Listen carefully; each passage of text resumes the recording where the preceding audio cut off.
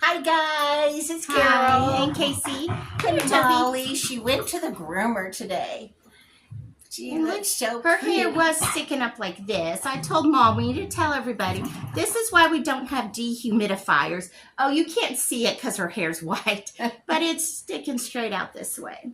My mother used to call that hair. skeezic head. I don't know where she got that, but her hair was skeezic. It's just like she touched an electrical outlet or something. But anyway, this is Eclipse Day. I didn't look out. I looked out the window to see if it was dark or whatever. But Casey had her glasses, and so she's going to tell you about it. I told her there's not much to tell. It's the sun just looks exactly like the moon when you're wearing your glasses, and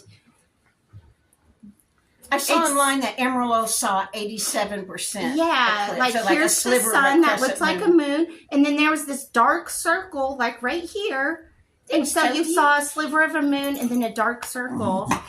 Oh, don't. But I told Mom the sun is so bright you could almost, I don't know how to explain it. It wasn't shining through the moon, but like you could. There's supposedly a glow around. It was, yeah, but it wasn't all that interesting to me. It was interesting. I like to be able to say that I know what it looks like now, but there wasn't much to describe. Toby went to the groomer too. Yeah, he looked pretty, but you're wrong. Yes. And I finally got the results of my sleep apnea test. I mean, I don't know when I did that. It's been a long time ago. And I had... Oh, wait, let me tell everybody, in case they forgot. Taylor, for those that don't know, Taylor is her granddaughter, my niece, and she went in case Grandma didn't hear the doctor very well. And the doctor said, do you think you have sleep apnea? And I said, no. And Taylor said, yes, she does. Taylor told on me. I got the... Sorry, he's so loud. On the portal, I got the message from the doctor that she finally got the results and that I have moderate sleep apnea and that someone from her team will contact me to discuss the options. I told my sister it doesn't matter what the options are. I have to take whatever the insurance will pay for because I have no wiggle room for anything else in my budget right now. So we'll do whatever the insurance will pay for. But I texted Taylor and I said, I have moderate sleep apnea. And she texted back, told ya. Anyone up here, Molly? That's been our day so far. The dogs were at the groomer from 10 until 2 or 3? 2:30. And during that time, I tried to sleep. I didn't sleep good last night. And I have just yawned all day long today. And my apartment is atrocious and I've got to get it cleaned up. But after we got home, the dogs just wanted me to hold them. So I have been holding them and reading a book. You want to tell them anything about the books you read? Oh, yes. Do you have any? Let me grab one real quick. Oh, we can start with this. I'm on page 105. Okay. Okay. I wasn't going to close it. A Crafter Knits a Clue. It is a handcrafted mystery by Holly Quinn. And it's pretty good. It's not one of my favorites, but it's still, I liked it. I thought it was a good mystery. We get annoyed when the character is overly curious. And didn't you think? I get annoyed when the voice of the book, to me, it's hard to explain. Yeah, it's hard to explain. When they make the police look kind of dumb. Yeah. Like they really needed. Yeah, like they couldn't manage without her help. And while they were fumbling around, she was going to go solve the mystery. But other than that, we enjoyed it. I'm going to grab another one. I've enjoyed it so far. We read those Sassy Cafe. Oh, we already took them back. Did I take that back? Oh, I really want to tell them about it. With the Lonely Hearts Book Club. Okay. Do you remember the author? No. I had saved that book so I could show you guys the cover, and I'll just put the cover in here. I can take a picture. I loved that book. Did you really enjoy it, or was I did enjoy it. Yeah. I it was very it interesting. Was great. It was about this woman. I don't even know how to explain it without ruining.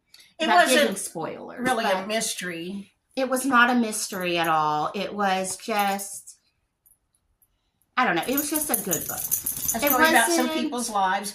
The main character is a librarian, and she has an older patron that comes in, an older gentleman, and he's kind of cranky. Yes, and then one day he shows up the exact same time every day, and he's super cranky, but she got to enjoy their banter they have. Yeah. And then one day he didn't show up, and she was so worried about him. And that's really all and then she meets all of these characters that are interesting, and they become very close friends and join a book club. They have the Lonely Hearts Book Club. Yeah. Anyway, it's really good. She didn't know where he lived, but she looked on the library records and she got fired. And you would. You shouldn't have told her that. That's a spoiler. Oh, sorry. Spoiler alert.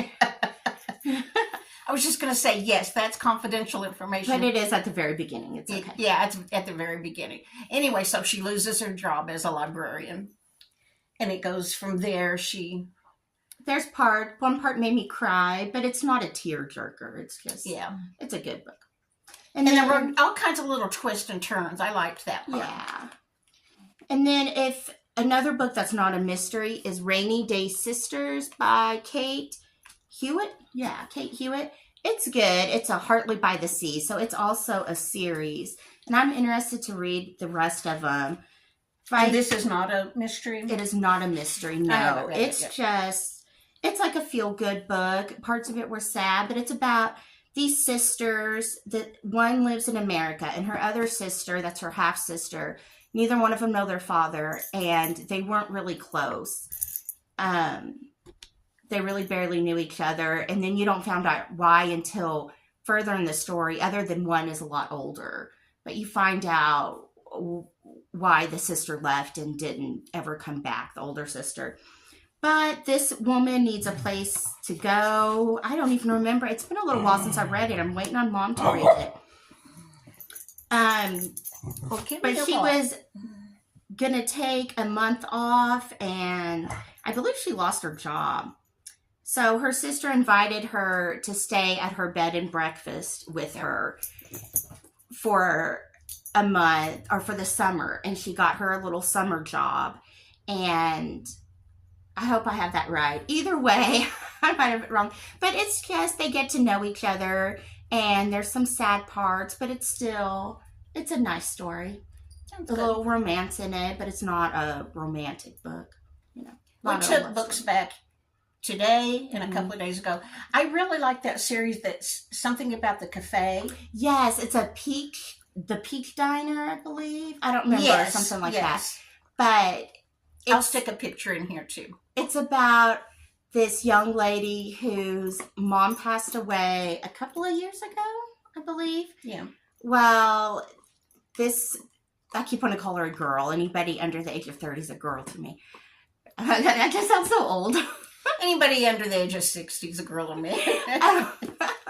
So this girl goes back to her hometown, and this diner, the Peach Diner, has been in her family for a long time, and right now her sister and her half-brother are running it. And her dad, that she didn't even know was her biological father, she thought it was just her mom's on-again, off-again boyfriend. It's kind of confusing. That's not the main part of the story. I'll leave that out. I'm not good at these.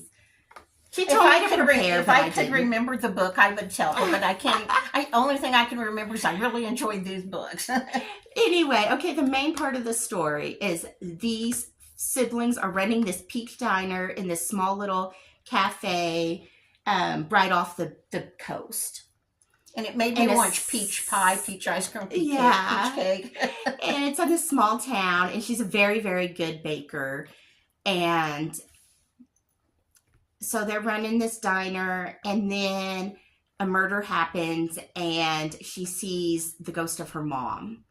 And then the whole time, her mom comes in and out of the story, and But it's not creepy. It's not creepy. It is just, it's mainly funny. And it's a fun story about her and her mom and then solving these mysteries. Yeah. And they're good mysteries. Mm-hmm. Of all the books we had, I like them the best. Yeah, it's a series. And then the Marshmallow something. Oh, that's an Amish candy shop mysteries. Yeah. Uh-huh. Oh, I just brought you one is, oh no, I didn't. I forgot it. One is the Lemon Drop.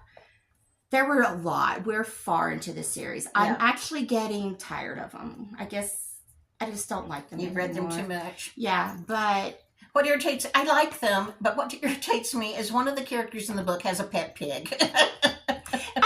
I loved that part of the book, but it annoys me because the pig stays small. I always thought micro pigs were tiny little pigs. And then I found out they're only tiny if you don't feed them enough. That pigs, if I am wrong, I apologize and let me know. But I read up on it online because somebody was selling micro pigs online. And somebody say they're itty bitty now. Well, not in my apartment, but in the comments, somebody was saying something about how people sell them as micro and don't tell everybody. They get bigger. They might not get like a wild hog big, but they don't stay as tiny as people advertise. Like in this book, it's not going to stay a 10-pound pig. So let me know what you know about micro pigs. I'm totally off the subject. Anyway. Oh, the pig is not the main part of the story. He's just kind of Let's start over. There's this Amish candy shop series. But in this book that I read, it was called the Marshmallow Caper, I think. Or I'll look it up. I don't remember. Anyway, the main character works at her grandma's sweet shop. Amish sweet shop. She's not Amish. I think Amish Sweet Shop might be the name of the series. Maybe. Anyway, she's not Amish. Her dad left the Amish, but she works with her grandma, who is Amish. Anyway, I can't even think of her name, but I don't know, and I don't know how they say grandma. Do you? In Pennsylvania Dutch, I think is what it's called. I met the granddaughter. Do you know her name? Oh, I forgot. Anyway, she makes a wedding cake, and it has some kind of marshmallow icing on it that was requested. And that little pig knocked the table and dumped this big wedding cake off. Oh, I remember that. I can't even remember what the marshmallow one was about. Yeah, that was funny. The pig is cute. Okay. And then that's all the books. I think that's all we have for you today. Mm-hmm. I don't know anything else. Oh, you go ahead. We're about to start a book, Happy Camper. We're going to read that. We'll let you know what it's about. Mom said at one point, she said, I thought about checking that out. But it had a cute camp trailer on the front. Yeah. So, like an old Shasta little camp trailer. Yeah. So we want to read that. Now, what were you going to say? I was watching Vivian's Van Adventures last night. And she mentioned she had watched this other channel. I can't think of the name of it, but the lady's name is Patera, and she lives in Appalachia, and both of these ladies were talking about you could make jelly out of redbud tree blooms. So I looked on Pinterest. You know, Pinterest is my life. I looked at, and yes, you can. I'm not going to try it. It made a beautiful red jelly. That would be pretty. But you need 2 cups of just the flower petals. I took another picture today so you can see how tiny they are, what they look like. So I'm not going to go out and try to pick 2 cups of petals off those 2 trees out there. And you have to get them before they start getting, like they're going to fall off the tree. And so there's only a specific time that you can get these petals and make this jelly one time a year. But anyway, I thought that was interesting. And somebody in the comments said they made lilac jelly with the lilac petals. That would be a pretty jelly, too. Have any of you ever tasted either one? I wonder what they taste like. Okay, I guess that's it for today. It. Sorry about the whining in the background. It's dinner time, and Andy said it's time for you to feed me. Yeah, Andy runs the show. My Casey's sister, my other daughter, told somebody on Easter they were having dinner Yeah. at her dad's, and there's a lot of family there, and Andy was doing this. And my daughter Becky told her boyfriend that in this relationship, Andy wears the pants. He does. He runs the show. Yeah. Okay, I'm going to stick in that picture of the redbud tree, and then we're going to leave. Bye. Bye. I hope you're doing good. If you watch the clips, let me know. Like I said, I didn't go outside. I looked through the window because it never got totally dark, did it? No, here it didn't. Down south, like in, I believe it's Austin, it's somewhere down south, it was going to get just, completely dark, a full eclipse, but it just went over the bottom of the sun. And so it was partly cloudy here anyway. So it made it seem like it was going to storm, when it gets thick clouds in front of the sun. And that's what it looked like. It looks like we were about to have a bad storm. So that was interesting. Okay. Let me know what's going on in your Bye. world. Bye. This is that tree outside my apartment, and the little blooms, the petals are tiny. I'm going to say less than 1/4 of an inch, just really tiny. And you need 2 cups of them picked off of the stems. You don't want the sticks. Now, about the Lonely Hearts Book Club, the author is Lucy Gilmore. The blurb says, a young librarian and an old curmudgeon forge the unlikeliest of friendships in this charming, feel-good novel about one misfit book club and the lives and loves it changes along the way. Rainy Day Sisters is book 1 of a 3-book series by Kate Hewitt. The blurb says, when Lucy Bagwell's life in Boston falls apart, thanks to a scathing editorial written by her famous artist mother, she accepts her half-sister Juliet's invitation to stay with her in a charming seaside village in northern England. Lucy is expecting quaint cottages and cream teas, but instead finds that her sister is aloof, the weather is wet, windy, and cold, and her new boss is a disapproving widower who only hired her as a favor to her sister. The next book is the Mary Jean Brown Mystery Series. Book 1 is called Southern Sass and Killer Cravings. For generations, the women of the Brown family on Peach Cove Island have been known for their southern sass and sweet homemade desserts at their beloved Peach Diner. Since her mother's passing 2 years ago, Mary Jean has been stuck in Atlanta while her sister has been running the family business.